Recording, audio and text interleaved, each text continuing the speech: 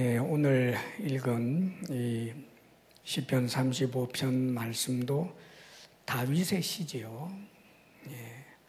다윗이 너무너무 억울할 때, 그래서 그 억울함이 아주 그냥 차올라서 견딜 수 없는 그런 상황에서 그가 그동안 했던 기도, 또 그것을 이렇게 마음으로 거룩하게 정결하게 하면서 이렇게 시로 하나님 앞에 탄원하며 찬양하는 그런 시입니다.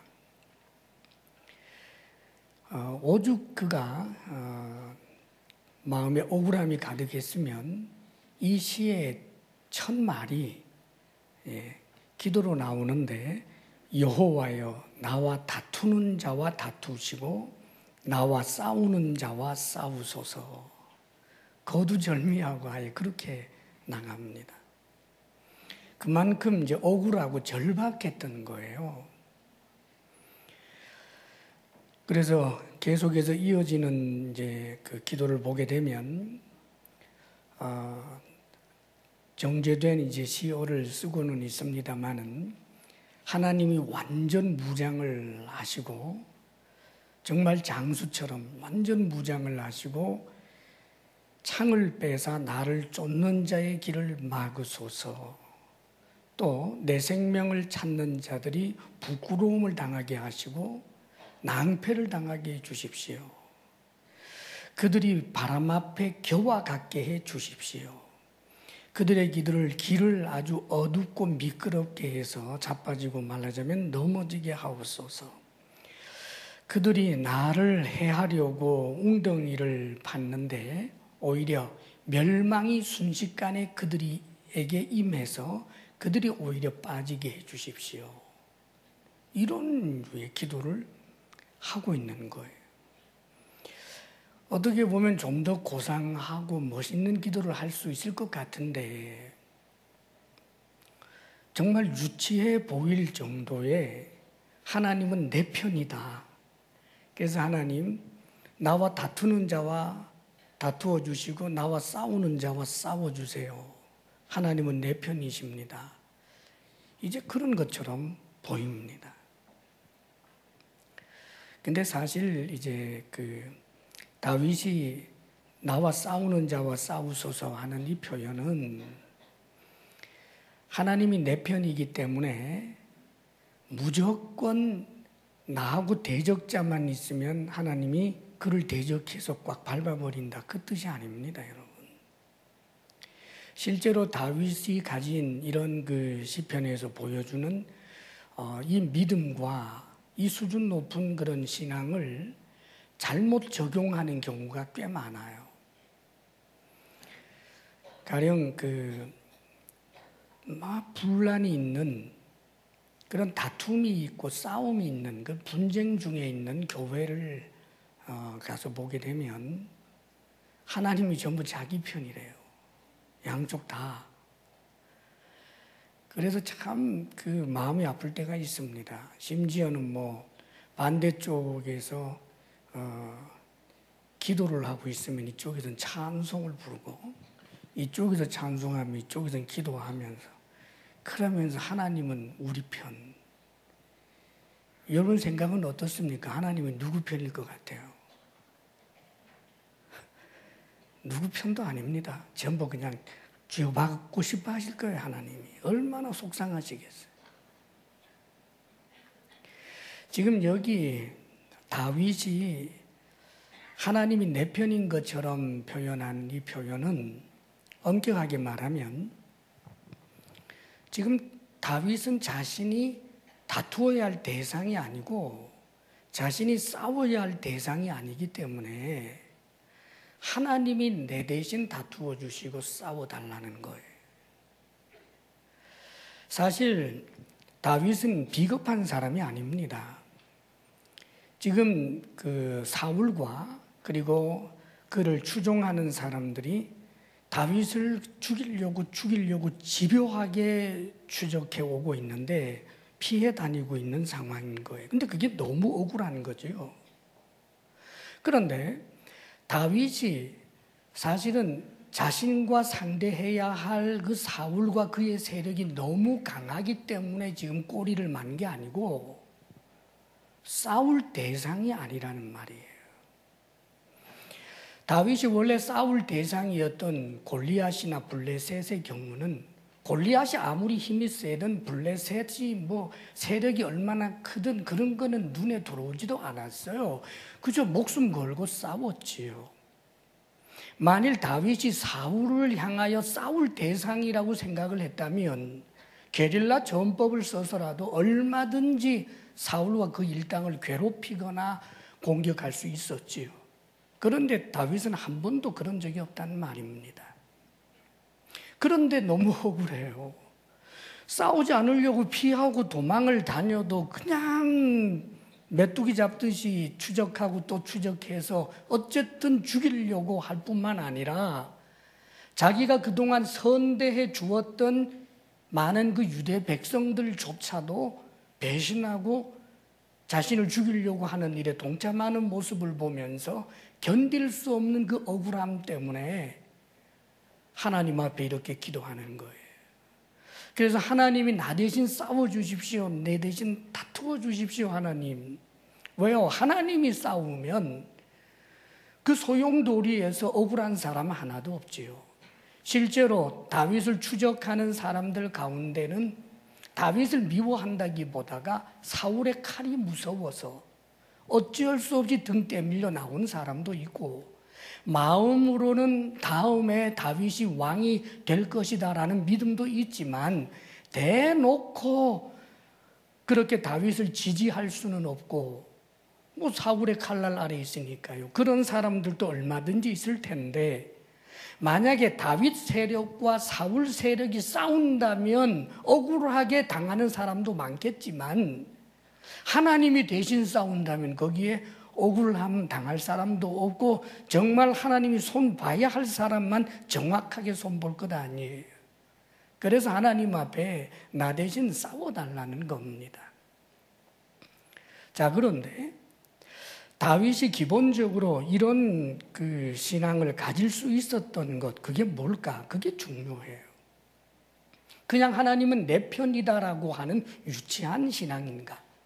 하나님이 내 편이다라고 말할 때 다윗이 하나님을 내 편이라고 말하는 그 믿음의 근저가 도대체 뭔가?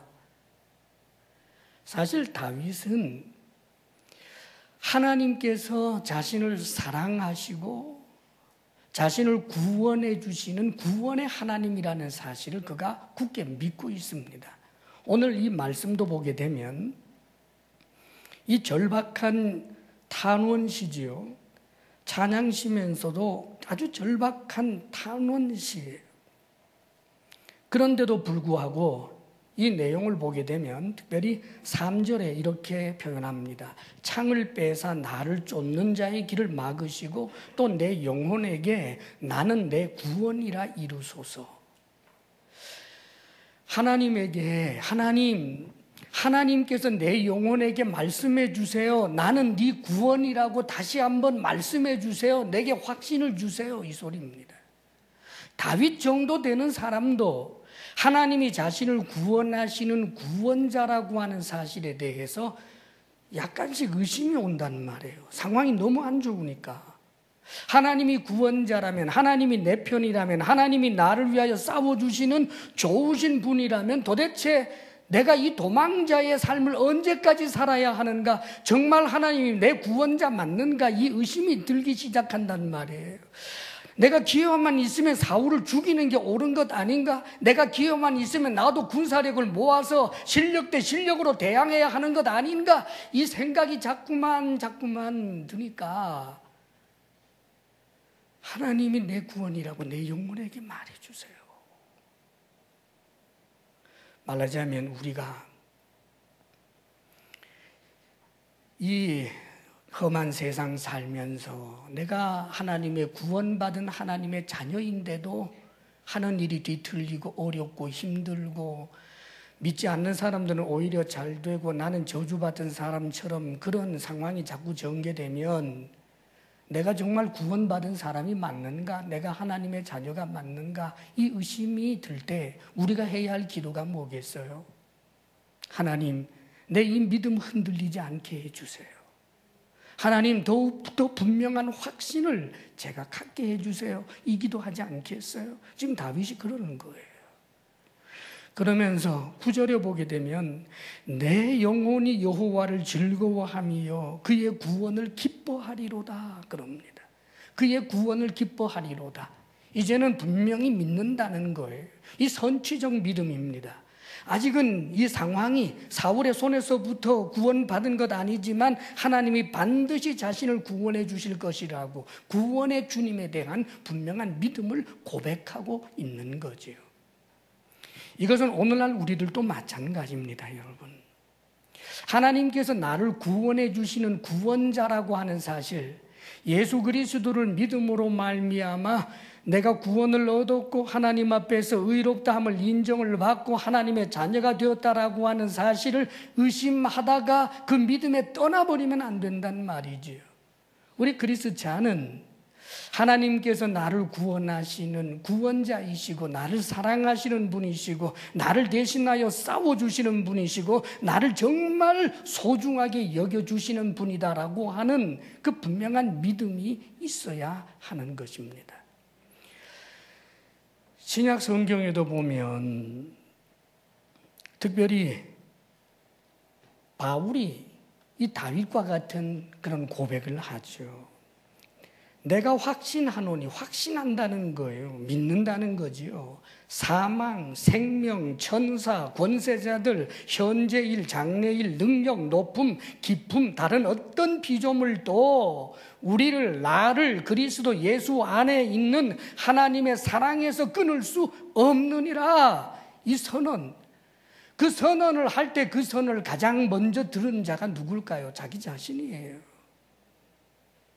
바울 정도 되는 이도 주님 편에 서서 주의 일을 한다고 하는데 하나님의 도우심이 없는 것과 같은 그런 처절한 상황에 어디 한두 번 처했겠습니까? 하나님 사랑이 의심갈 때가 있다고요. 배고플 때, 추울 때, 강도의 위협을 만날 때, 동족들이 죽이겠다고 돌 들고 던질 때 하나님이 정말 날 사랑하는 것 맞는가 의심이 들 수 있는데 하나님을 향한 의심을 버리고 그 믿음을 견고하게 하기 위한 다윗의 내적인 이 노력이 있단 말이지. 사랑하는 여러분, 하나님의 자녀라고 하는 확신이 있습니까? 하나님께서 나를 구원하여 주셔서 내가 이제는 천국 백성이다라고 하는 데 대한 분명한 믿음이 있습니까?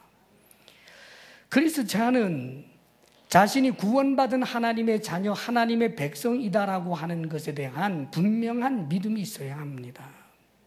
이 믿음이 없으면 현재를 즐거워할 수 없고 이 믿음이 없으면 소망도 없는 거예요.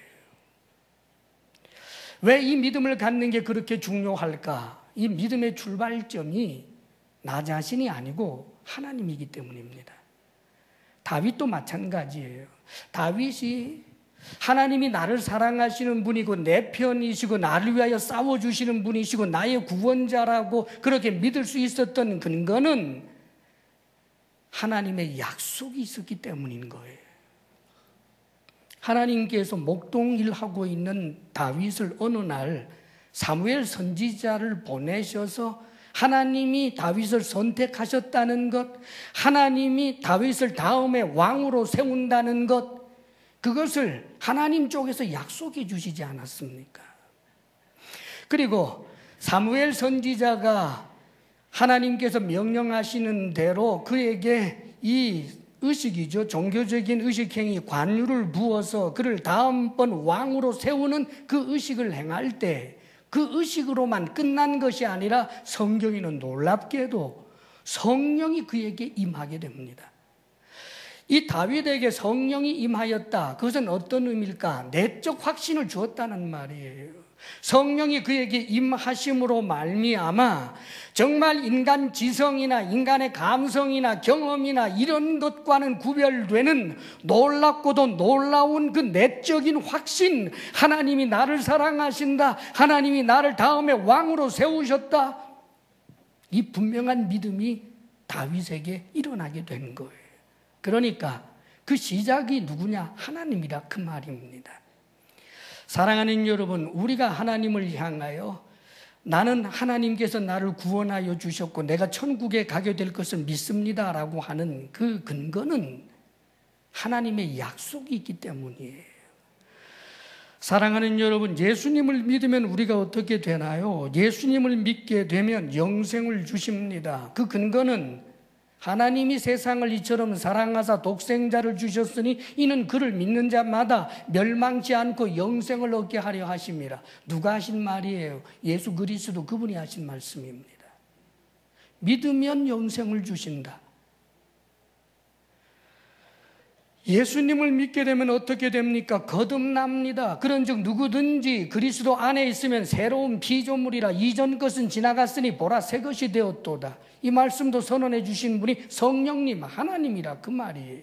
믿으면 새로운 피조물, 근본적으로 다른 존재가 된다고. 예수님께서도 거듭남을 이야기합니다. 하늘나라에 누가 들어가느냐? 물과 성령으로 거듭나지 아니하면 하나님 나라에 들어갈 수 없다. 거듭나는 것, 새로운 피조물이 된다 그 말입니다, 여러분.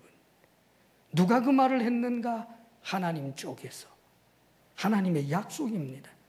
예수님을 믿게 되면 어떻게 되는가? 하나님의 자녀가 된다. 영접하는 자, 곧 그 이름을 믿는 자들에게는 하나님의 자녀가 되는 권세를 준다라고 성경은 말씀합니다. 할렐루야. 전부 다 하나님 편이란 말이에요. 하나님 쪽에서 하신 그 말씀을 내가 믿는다는 것은 하나님의 신실성을 믿는다는 것이고 하나님을 거짓말쟁이로 대우하지 않는다는 뜻입니다. 그러기에 이 믿음이 중요한 거예요. 하나님이 많은 말씀과 약속을 해주셨지만 그 말을 믿지 아니할 때 그것이야말로 가장 큰 죄가 되는 거예요. 로마서에 보게 되면 로마서 4장에 아브라함이 하나님 앞에 의롭다 인정을 받게 되는 것에 대해서 이렇게 말해줍니다. 아브라함이 하나님의 약속을 의심하지 않고 믿음으로 견고하여져서 하나님께 영광을 돌리며 약속하신 그것을 능히 이루실 줄을 확신하였으니, 즉 믿었으니 그러므로 그것이 그에게 의로 여겨졌느니라. 자, 아브라함에게 하신 그 약속을 아브라함이 믿었기 때문에 그것을 그의 의로 여겼다. 자, 그런데 여러분, 이 기록은, 성경은 이렇게 말합니다. 아브라함만 위한 것이 아니요, 의로 여기심을 받을 우리도 위함이니 곧 예수 우리 주를 죽은 자 가운데서 살리신 이를 믿는 자마다, 뭐 하는 자마다? 믿는 자마다. 그러므로 우리가 믿음으로 의롭다 하심을 받았으니 우리 주 예수 그리스도로 말미암아 하나님과 화평을 누리자. 그렇게 성경은 말씀해 줍니다. 아브라함뿐만 아니라 우리도 하나님 쪽에서 약속해 주신 그 약속의 말씀을 우리가 믿게 될 때 하나님 앞에 의롭다 하심을 받게 되고, 하나님 앞에 의롭다 하심을 받았으니 하나님 앞에 서게 될 때 죄인인 우리가 아니라 하나님이 의인으로 여겨주시기에 하나님과 화평을 누린다 그 말이에요. 사랑하는 여러분, 내가 가지고 있는 그 스스로 쟁취해낸 어떤 의의 보자기로 나를 칭칭 감아서 하나님 앞에 나 좀 화평하게 대해주세요, 그럴 수 있는 게 아니고 예수 그리스도를 믿음으로 말미암아 내 죄가 씻음받고 하나님 앞에 의롭다 여김을 받았으니 하나님과 나와의 관계가, 하나님은 죄인을 책망하시고 심판하시는 분이잖아요. 그런데 하나님은 예수님의 보혈로 우리를 의롭다 여겨주시기에 그래서 화평의 관계가 된다는 거예요. 이 화평을 누리자라고 말합니다. 예수 그리스도를 믿음으로 말미암아 구원을 얻는다라고 한 확신이 없으면 하나님과 화평을 누릴 수가 없어요. 내가 뭔가 좀 잘한 게 있으면 그때는 뭐 하나님 앞에 고개 쳐들다가 내가 조금 스스로 생각해보다 부끄러운 것이 좀 있으면은 그때는 하나님께 버림받은 것 같고 누군가하고 말다툼만 한번 해도 내가 지옥에 던져질 것 같고, 사랑하는 여러분, 그거 신앙 아닙니다. 여러분, 율법주의예요. 성경은 계속 이렇게 말씀하시지요. 또한 그로 말미암아, 예수님으로 말미암아 우리가 믿음으로 서 있는 이 은혜에 들어감을 얻었으며 하나님의 영광을 바라고 즐거워하느니라. 하나님의 영광을 바란다, 미래인데 즉 소망이 생긴다는 말이에요. 이 험하고 고통스러운 삶의 현실 가운데서 우리에게 주어질 영원한 영광을 바랄 수 있는 그 소망이 어디에서부터 오는가? 주님의 약속에 대한 믿음, 내가 구원받았다라고 하는 데 대한 분명한 믿음이 있을 때 소망이 생겨요. 소망뿐만 아니라 즐거워하느니라, 현재적 기쁨도 그때 비로소 생기는 거예요. 사랑하는 여러분, 내 삶의 현실이 기뻐할 수가 없어요. 자꾸 실패가 많고 어려움도 많고 주변에서도 본다고 하면 저주받은 자와 같은데 어떻게 기뻐할 수 있어요? 그런데 사랑하는 여러분, 내가 구원받은 하나님의 자녀다, 하나님의 백성이다, 하나님이 나를 사랑하신다, 이 분명한 믿음을 가지고 있을 때 이 한숨 탄식 사이사이에 신비하고 놀라운 기쁨의 탄성이 함께 나와요. 이게 그리스도인이라고, 여러분.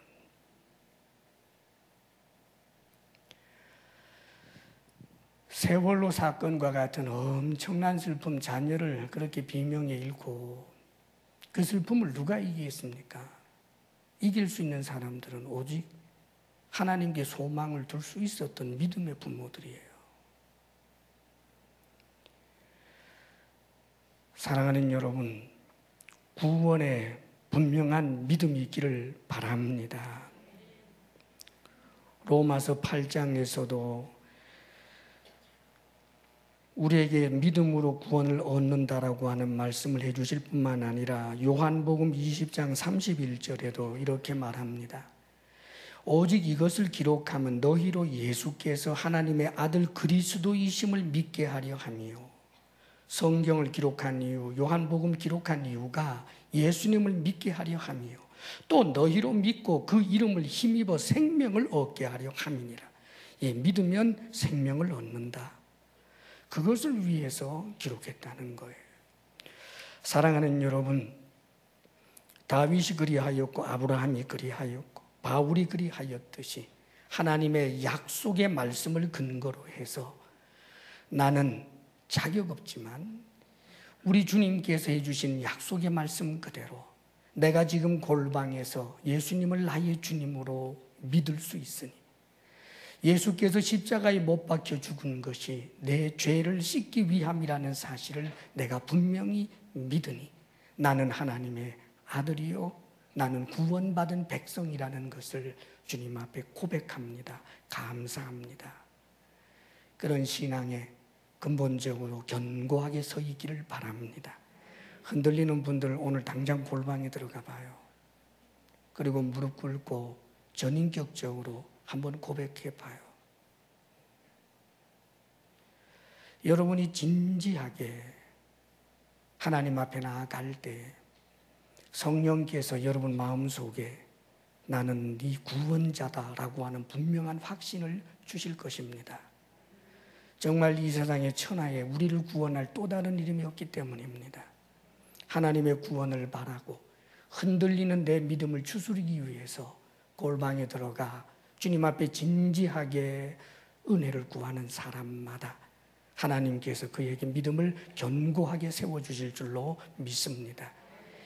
이 엄청난 하나님의 약속과 은혜를 조롱하고 비웃는 자들이 없기를 바랍니다, 여러분.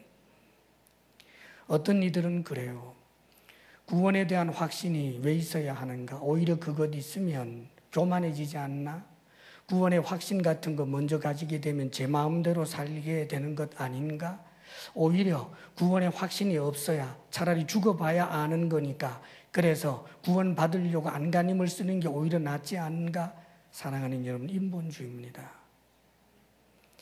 내 생각이 지당한 대로 가는 게 아니라 하나님께서 하신 약속의 말씀을 붙드는 것, 그게 믿음입니다. 자, 그러면 이 믿음이란 살아있는 믿음이 있고 죽어있는 믿음이 있어요. 살아있는 믿음이 나를 구원하고 살아있는 믿음이 역사가 있는 거지, 죽은 믿음은 열매가 없습니다. 자, 다윗도 바울도 아브라함도 그들이 가진 믿음은 살아있는 믿음, 하나님의 약속을 분명히 믿고 전인격적으로 하나님에게 응답하는 믿음의 사람들이었습니다. 그런데 주여 주여 한다고만 해서 다 구원받는 것 아니다라고 말할 때 그 주여 주여는 종교적 수로라는 말이에요. 전인격적으로 주님을 만남이 없고 종교 생활에는 익숙한데 하나님 계신지 안 계신지도 사실상 관심 없고 종교 생활을 통하여 내게 얻을 유익에만 관심이 있는 것, 죽은 믿음이에요.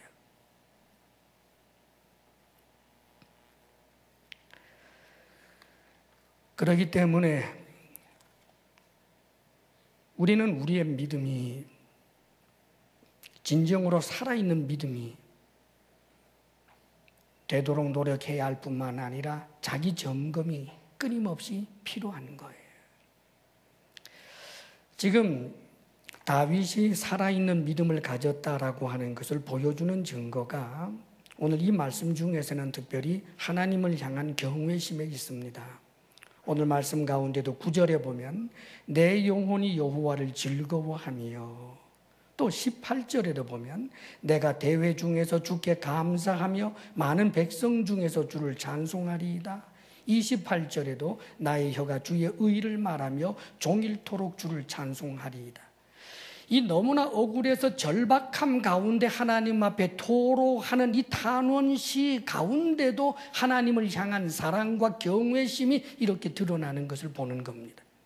자, 내가 정말 살아있는 믿음을 가지고 있다. 다시 말하면 거짓이 아니라 정말 예수님을 믿음으로 내가 하나님의 자녀가 되었다. 예수님을 믿음으로 나는 이제 하나님의 사랑을 받는 자가 되었고 하나님이 나와 함께 하시고 하나님이 나를 대신하여 싸워주실 만큼 내가 소중한 존재다라고 하는 것을 정말 믿는다면 그 사람이 하나님을 향한 경외심이 없을 수 없죠.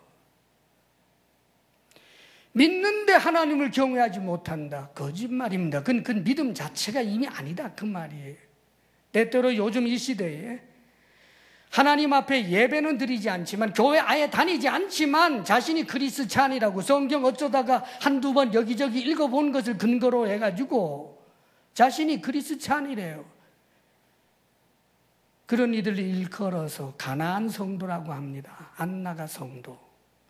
그런데 여러분, 유감스럽지만 성도 아니에요. 하나님을 경외함이란 개인적으로 하나님 앞에 예배할 뿐만 아니라 예배자들이 모여서 하나님을 예배하라고 하는 하나님의 말씀들이 얼마나 많은데 그걸 거부하면서 어떻게 자신이 성도라고 할 수 있어요? 그뿐만 아니라 정말 살아있는 믿음을 가지고 있다라고 할 때는 하나님의 시선을 의식하면서 더 도덕적으로 바르게 살려고 하는 그런 반응이 일어나요. 이 말은 도덕적으로나 법적으로나 완벽해진다는 뜻 아닙니다. 사실 다윗도 여러분 잘 알잖아요. 나중에 이 사람이 얼마나 큰 죄를 지어요. 물론 이 시를 쓸 당시에는 그 큰 죄를 짓지 않았지만, 그러나 그 죄가 어디 바깥에서 들어갔나요? 자기 속에서 나온 거지. 죄를 짓지 않는다고 할지라도 죄성은 그 속에 있고 그 죄성만으로도 우리는 하나님의 심판을 받아야 할 존재예요. 왜요? 생각만으로도 하나님은 우리를 죄인으로 취급하시기 때문입니다. 자, 그런데 다윗이 놀라운 것은 하나님이 나의 구원자라고 믿기 때문에, 그래서 하나님은 내 편이라고 믿기 때문에 나는 마음대로 하고 살아도 돼, 이런 적이 없고 하나님 앞에서 더 조심하고 더 거룩하게 살려고 노력하고 수고합니다. 오늘 말씀을 보게 되면 특별히 거기 12절 한번 읽어볼까요? 12절 다 같이 시작. 내게 선을 악으로 갚아 나의 영혼을 외롭게 하나. 지금 다윗의 그 억울함의 내용이 지금 조금 나옵니다. 다윗이 선대했는데 악으로 갚는 사람이 있었어요. 이름을 거론하지는 않았지만 가장 중심 인물은 사울 왕이에요. 여러분, 다윗이 사울한테 뭘 잘못했어요? 블레셋이 쳐들어왔을 때 그 골리앗이라고 하는 엄청난 그 장수 앞에서 전부 벌벌 떨 때 자기가 나가서 골리앗 때려잡았고, 블레셋과의 전쟁에서 연승을 해서 승리의 영광을 왕에게 안겨주지 않았습니까? 뭘 잘못했느냐고요? 그뿐입니까? 사울 왕이 하나님 앞에 잘못함으로 악한 영이 자꾸 역사하는 바람에 사울이 굉장히 고통스러워할 때마다 다윗이 그 곁에서 악기를 연주하면 평안이 임했어요. 얼마나 잘해줬느냐고요. 그런데 사랑하는 여러분, 이 억울함이 있지만 다윗은 이 사울에게 대해서 보복을 하려고 하는 마음이 물론 일어나겠지만 그걸 끌어내리고 스스로 털어버렸단 말이에요. 다윗에게 사울을 죽일 기회가 있었어요. 2번이 있었는데 조금 구체적으로 말하면 어떤 일이 있었느냐 하면,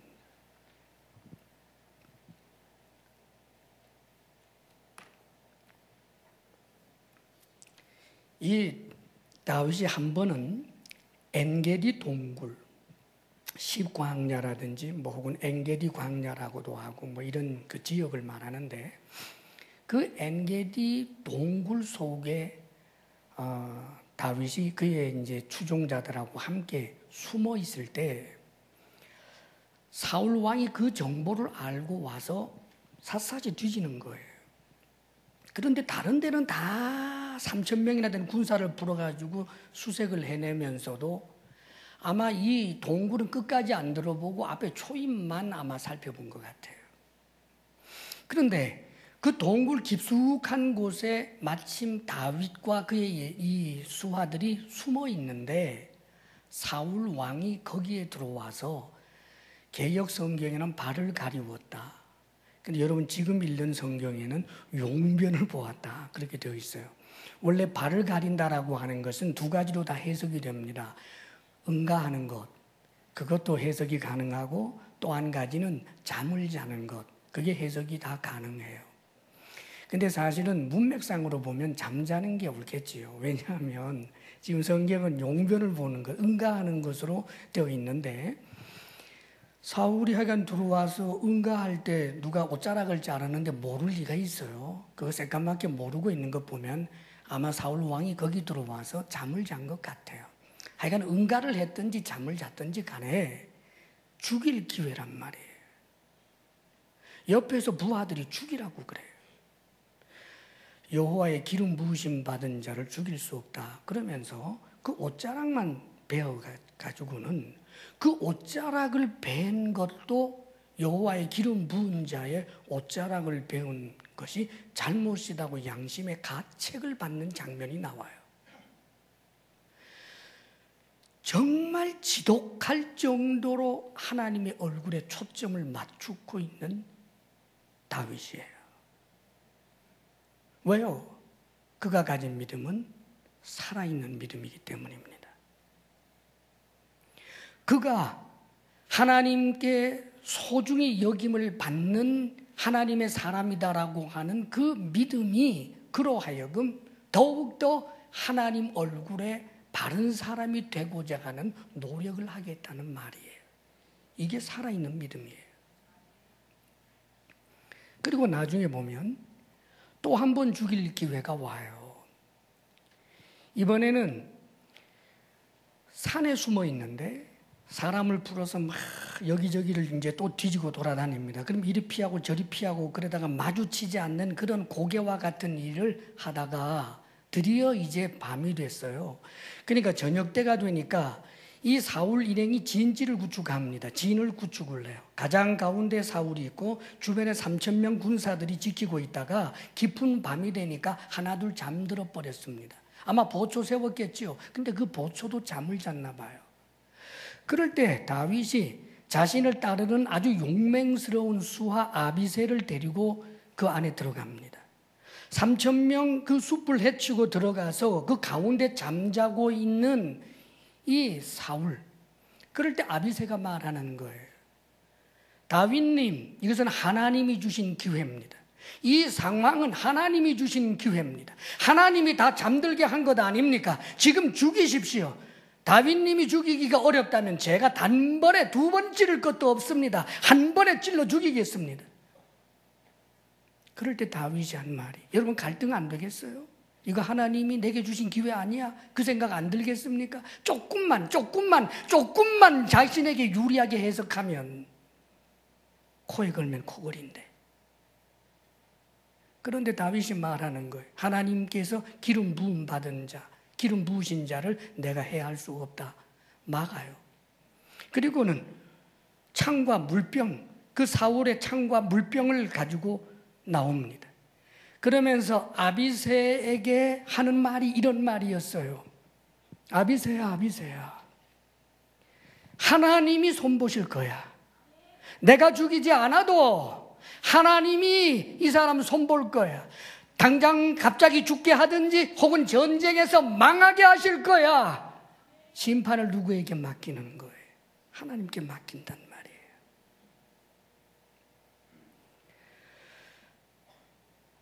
그리고 나서 그 사울에게 나중에 그렇게 말합니다. 내가 당신의 생명을 소중하게 여긴 것처럼 당신도 내 생명 소중하게 여겨주십시오. 그렇게 얘기 안 했어요.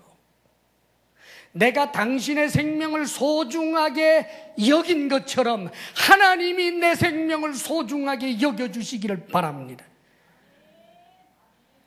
사랑하는 여러분, 다윗이 그런 사람이었어요. 그런데 죽은 믿음이라는 게 도대체 뭘까? 사울이라든지 이런 사람들 통해 볼 수 있어요. 사울, 그도 표면으로 보면 거룩한 하나님의 백성, 그 공동체 일원이고 거기에 왕 아닙니까? 그리고 그도 한때는 성령까지 받았던 사람 아닙니까? 그런데 문제는 그가 그 믿음에서 떠나서 자신의 믿음이 아니라 아예 죽은 믿음이 되었는데 죽은 믿음이라고 스스로 진단도 하지 못하고 살았다는 데 문제가 있어요. 사울은 1차적으로 하나님의 약속의 말씀을 쉽게 우습게 여기는 경향이 있었죠. 나중에는 완전히 성령까지 떠나버렸는데도 불구하고, 그런데 참으로 놀라운 장면이 나옵니다. 이 사울이 블레셋하고 싸울 때 하나님이 자기 편이 되어줄 것을 얼마나 마음으로 바랬는지 몰라요. 물론 그것이 굉장한 의심 때문에 결국은 불안해했습니다마는, 이 사울이 죽을 때 어떤 모습 보였는지 아십니까, 여러분? 사울이 블레셋과의 전쟁에서 패배하고 자기가 부상을 입었는데 곧 죽게 되니까 자기를 따르는, 말하자면 이 호위하는 사람이지요. 그 병사에게 자신의 칼을 맡은 자라고 합니다. 이 사람에게 내가 저 할례 받지 못한 자들의 손에 죽을 수가 없으니 네가 나를 대신 죽여다오 그럽니다. 이쪽에서 응하지 않으니까 결국 자살을 해버리고 맙니다마는, 여기서 사울의 말을 여러분 주목해야 합니다. 내가 저 할례 받지 못한 자의 칼에 맞아 죽을 수 없다는 걸. 도대체 할례가 뭔데요? 할례란 하나님과 사람 사이에, 이스라엘 백성들 사이에 언약의 표징이라는 말이에요. 하나님은 이스라엘 백성의 하나님이 되고 이스라엘 백성은 하나님의 백성이다라고 하는 언약의 표징이 바로 할례인데, 이 할례를 한다면 그 할례의 중심이 되는 하나님에게 초점이 맞추어져야 되는데, 사울은 하나님에게 초점을 맞춘 게 아니에요. 하나님의 말씀, 그 약속은 별로 중요하게 여기지 않았어요. 그런데도 그가 긍지와 자부심을 가졌던 건 뭔가, 할례를 받은 이스라엘 백성들, 이스라엘 민족이라고 하는 여기에 긍지를 가지고 있어요. 사랑하는 여러분, 그게 믿음이 아닌데, 죽은 믿음인데, 가짜 믿음인데, 이스라엘 백성이라고 하는 사실에 대하여 긍지를 갖는 것, 아무짝에 소용없는 것, 아브라함의 자손이라고 하는 것에 대하여 확신을 갖는 것, 아무 소용이 없는 것, 돌들로도 아브라함의 자손을 만들리라. 우리 주님이 그렇게 말씀하시지 않습니까? 가짜 믿음에 속아서 산 거예요. 종교 생활에는 충실하지만 진정한 나의 섬김의 대상이신 하나님에 대하여 초점이 흐려져 있는 것. 예배에 수없이 많은 예배를 드려도 예배에 아무런 감격이 일어나지 않는 것에 대하여 아파하는 마음도 없는 것. 하나님의 사람이면서도 죄의 낙을 즐기면서도 애통하는 마음이 없는 것. 사랑하는 여러분, 그게 정말 죽은 믿음이 되어버릴 수 있는 거예요. 성경에 보면 사사 말기에 엘리라고 하는 제사장이 있었어요. 엘리 제사장이 존경스럽지 못하는 분이었고, 그의 아들들, 홈리 비느하스라고 하는 아들들이 있었는데 이 아들들이 아주 개망난이었습니다. 특별히 사랑하는 여러분, 태어날 때부터 모태신앙으로 자라난 우리의 자녀들이 종교 행위에 충실하면서 그 종교 행위를 굉장히 비웃거나 하찮게 여기게 되는 일 일어나지 않도록 정말 주의해야 합니다.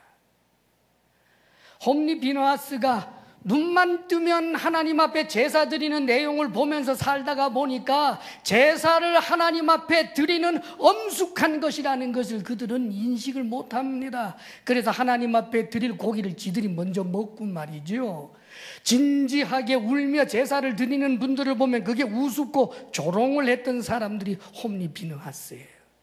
그래도 문의는 제사장, 그래도 문의는 사사. 블레셋과 전쟁이 있었는데 전쟁에서 3,000명이 죽었어요. 그래서 이스라엘 지도자들이 모여서 의논합니다. 왜 하나님이 우리를 돕지 아니하셨을까? 이유가 뭘까? 그리고는 그 이유를 자신들이 나름대로 찾아냈는데 그게 뭐냐 하면, 우리가 하나님 앞에 제사를 드리자, 그리고는 옛날 우리 조상들처럼 법궤를 가지고 나가자 그럽니다. 법궤는 하나님의 임재의 상징이니까 하나님이 우리와 함께 하신다라고 하는 이 법궤를 가지고 나면 우리가 승리하리라. 그래서 그 법궤를 가지고 나가는데 거기 홈리 비느하스도 함께 참여합니다. 거룩한 옷을 입고 말이지요, 믿음 있는 척하면서 말이지요, 경건한 척하면서 말이지요. 그런데 전쟁에서 어떤 일이 일어납니까? 처음에 나가니까 이스라엘 백성들이 난리가 났어요. 우리는 이제 이긴다, 우와 하면서 사기 충천. 그 다음에 블레셋 쪽에서는 큰일 났다, 우리는 질 거다, 우리는 멸망할 거다. 그런데 그들 속에서 다른 기류가 일어나기 시작합니다. 벌벌벌벌 떨다가 그들 속에서 일어나는 대반전. 우리가 이스라엘의 종이 되느니 차라리 싸우다 죽자, 대장부답게 싸우다 죽자, 죽기로 결심하고 대드는 바람에 사기 충천했던 이 이스라엘 군대가 풍비박산 나서 3만 명 죽어버리고 맙니다. 그 가운데서 홈리 비느하스도 당연히 죽었고요. 이들에게 믿음이 있었습니다. 그런데 그 믿음은 가짜였습니다. 하나님에게 초점 맞춘 게 아니기 때문입니다. 믿음이 아니라 미신이었습니다. 법궤가 하나님처럼 생각했습니다, 여러분. 그런데 그 가짜 믿음을 가지고도 힘을 낼 수도 있고, 가짜 믿음을 가지고도 대단한 척 보일 수도 있습니다. 그러나 열매가 없습니다. 구원의 열매가 없습니다. 승리가 없습니다. 하나님 앞에 바른 응답도 일어나지 않습니다, 여러분. 그러므로 우리는 하나님께서 하신 그 약속의 말씀을 믿음으로, 분명한 구원의 확신이 있어야 하지만 그 구원의 확신이 살아있는 믿음이 되도록 날마다 나 자신이 점검하지 아니하면 안 되는 거예요. 하나님을 경외하는가? 하나님 앞에 내가 이제 하나님의 자녀가 되었으니 하나님의 자녀답게 살고자 하는 노력이 있는가? 죄를 짓게 되면 하나님의 자녀답지 못했음 때문에 하나님 앞에 울고, 하나님, 이 죄의 세력으로부터 벗어나고 싶은데 벗어나지 못합니다. 나를 도우소서. 그래서 주님께서는 성령의 충만함을 구하라고 하는 거예요. 성령의 충만함, 성령의 강력한 역사로 말미암아 내 안에 있는 죄의 본성이 강력하게 일어나지 못하도록, 우리에게는 죄의 욕구가 있고 성령의 욕구가 있는데, 때로는 육신의 소욕을 따라가고 때로는 성령의 소욕을 따라가는데, 성령이 충만하다라고 하는 것은 전적으로 성령의 소욕만 따라가게 되는 상황을 말하는 것입니다. 그걸 구하라는 거예요. 사랑하는 여러분, 그렇기 때문에 우리의 믿음의 길은 그 믿음 자체가 현재여야 하고, 내 믿음이 죽은 믿음이 되지 아니하도록 하나님 앞에 인격적인 관계 형성을 날마다 하면서 달려가야 하는 것입니다. 성경은 이렇게 우리들에게 여러 가지로 구원해 주고 있어요.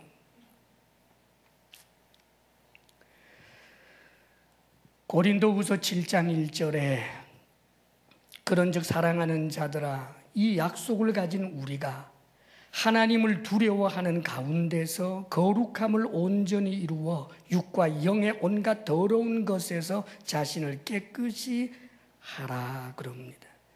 이 약속을 가진 우리가, 약속이 뭔데요? 그 앞부분을 보게 되면 예수님을 믿는 자는 하나님의 성전이 된다는 것과 하나님의 자녀가 된다는 거예요.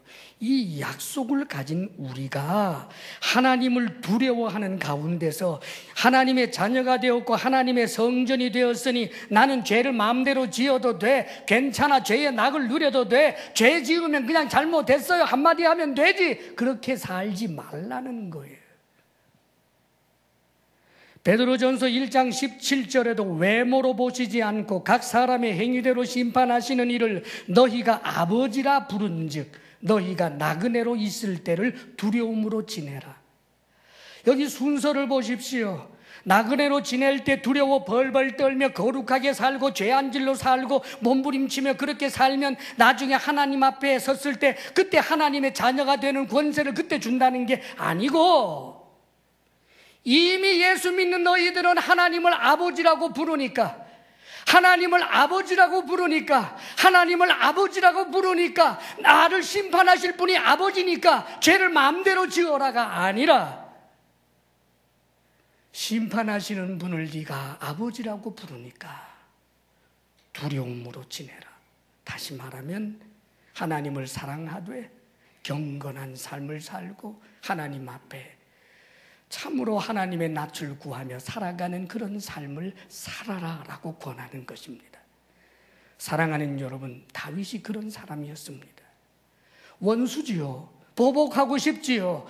자, 시작한 자가 누구예요? 사울입니다. 사울이 날 죽이려고 하니까 정당방위로 나는 그를 죽였다 할 말 많습니다. 여러분, 개인적인 원한의 문제가 아니라 정권 차원의 문제였기 때문에 내가 죽였노라, 이 상황을 주신 이가 하나님이다, 죽일 기회를 주셨다, 다 잠자게 했다, 동굴 속으로 들어오게 했다, 내게 죽을 기회를 주신 분이 하나님이니까 내가 죽였다 할 말 많습니다. 그러나 사랑하는 여러분, 다윗은 그렇게 하지 않았습니다. 오늘 말씀 보게 되면 놀라운 말 하잖아요. 13절 14절 한번 같이 읽어볼까요? 13절 14절 다 같이 시작. 나는 그들이 병들었을 때에 굵은 베옷을 입으며 금식하여 내 영혼을 괴롭게 하였더니 내 기도가 내 품으로 돌아왔도다. 내가 나의 친구와 형제에게 행함같이 그들에게 행하였으며 내가 몸을 굽히고 슬퍼하기를 어머니를 곡함같이 하였도다. 지금 다윗이 억울함을 토로하면서 하는 말이에요. 사울 왕에게도 너무나 잘했을 뿐만 아니라 지금 자신을 죽이겠다고 쫓아다니는 저 사람들에게도 얼마나 잘했는지 몰라요. 그 가운데는 특별히 그일라 마을 사람들, 십 동네 사람들, 그들을 포함합니다. 어떤 일이냐 하면 그일라 동네 사람들은 블레셋 사람들이 쳐들어와 가지고 사람을 죽이고 재물을 약탈하고 그리고 사람들을 포로로 막 잡아갔어요.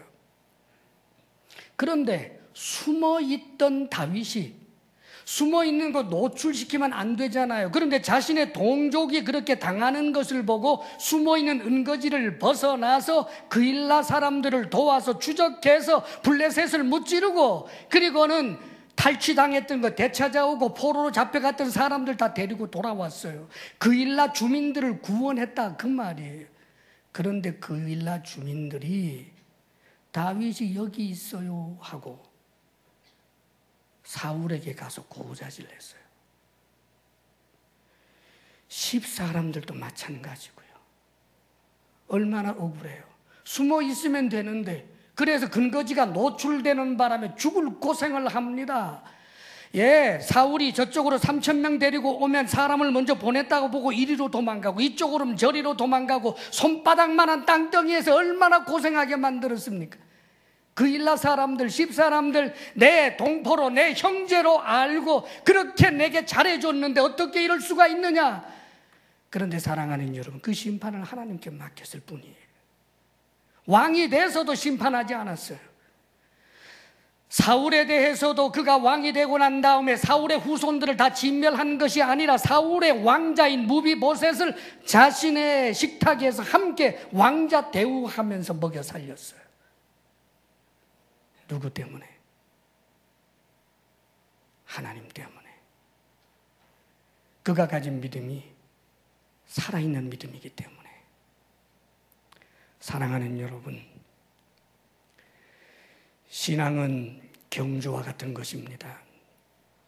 주님 앞에 서는 그날까지 우리가 믿음을 지켜야 하는 것입니다. 내가 선한 싸움을 싸우고 달려갈 길을 마치고 믿음을 지켰으니 라고 바울이 말한 것처럼 믿음을 지켜야 합니다. 옛날에 믿은 것, 근데 지금 안 믿는다. 하나님하고 상관이 없습니다.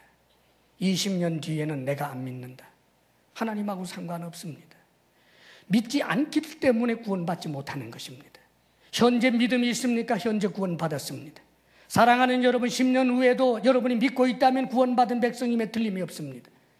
사랑하는 여러분, 하나님께서 나를 사랑하신다는 믿음, 나와 함께 하신다는 믿음, 나의 구원자라는 믿음, 내가 하나님의 자녀가 되었다는 믿음, 이 믿음이 여러분의 현실의 삶에서 기쁨의 근거가 되고 여러분의 현실의 삶에서 현실의 모든 어려움을 인내하고 극복할 만한 소망의 근거가 되고 어떤 사람도 용서하고 용납할 수 있는 사랑의 사람이 될 수 있는 근거가 될 수 있기를 바랍니다.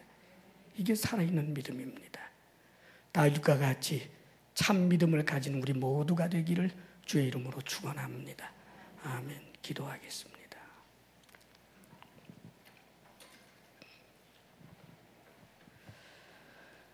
아버지 하나님, 우리가 진정으로 하나님께서 약속해 주셨는데도 불구하고 약속을 믿지 못하고 내 이치와 내 생각을 따라서 합리적 이성으로 하나님을 저울질하는 어리석은 죄의 사람 되지 않게 하소서. 오랫동안 교회에 다니면서도 종교 생활에 충실할지언정 예수 그리스도의 주되심을 도저히 인정하지 못하는 불행한 사람이 이 자리에 한 사람도 없게 하소서. 오 주여, 우리의 믿음이 참 살아있는 믿음이 되어서 현실의 삶에서 하나님 앞에 바르게 응답하는 삶을 살아내게 하여 주시옵소서. 예수님 이름으로 기도하옵나이다. 아멘. 하나님, 우리가 얼마나 자격 없는지, 얼마나 불의한지 우리 자신도 압니다. 하물며 하나님 앞에 서겠습니까? 그럼에도 불구하고 십자가에 못 박히신 예수 그리스도, 그분을 믿음으로 우리의 죄가 사함받고 하나님의 자녀가 되는 권세를 주시겠다고 하나님 약속하셨사오니 약속에 신실하신 하나님이여, 우리가 예수 그리스도를 믿나이다. 이제 우리가 하나님 자녀된 사실을 믿고 아버지 하나님, 이 믿음이 현실의 어떤 아픔도 극복하여 소망을 가지며 어떤 경우에도 기뻐하며 참으로 현실의 그 모든 어려움들을 감당하고 사랑할 만한 자로 살아내게 하여 주시옵소서. 하나님의 자녀가 되었으니 하나님의 자녀답게 살기를 원합니다. 죄의 낙을 즐기지 않게 하시며 은혜를 죄의 기회로 삼는 어리석은 자가 우리 중에 없게 하여 주옵소서. 아버지여, 주신 은혜를 우리가 무엇으로 다 갚을 수 있겠습니까? 다만 감사하는 마음을 하나님께서 주신 이 물질을 구별하여 하나님 앞에 올려드리오니 감사로 드리고 사랑함으로 드리고 정직함으로 드리며 힘을 다하여 드리는 주의 사랑하는 성도들의 예물을 받아 주시옵소서. 아버지 하나님, 누가 있어 하나님께 드리며 하나님이 없는 자처럼 받으시겠습니까마는 그리스도의 보혈로 하나님 자녀된 우리가 드리는 것을, 적은 것을 크다 여겨주시고 받아주시오니 감사합니다. 아버지 하나님, 우리 성도들에게 일터의 복을 주옵소서, 건강의 복을 주옵소서, 마음의 평강을 주옵소서, 부부사랑 돈독하게 하옵소서. 우리들의 자녀가 믿음의 공동체 바깥에 있는 사람들 되지 않게 하여 주옵소서. 이제는 우리 주 예수 그리스도의 크신 은혜와 하나님 아버지의 한없는 사랑과 성령의 교통하심과 충만케 하심이 하나님을 예배하며 하나님 앞에 산 믿음으로 응답하기를 원합니다. 결단하며 나아가는 사랑하는 모든 성도들 위해 이제로부터 영원토록 함께 하시기를 간절히 축원하옵나이다. 아멘.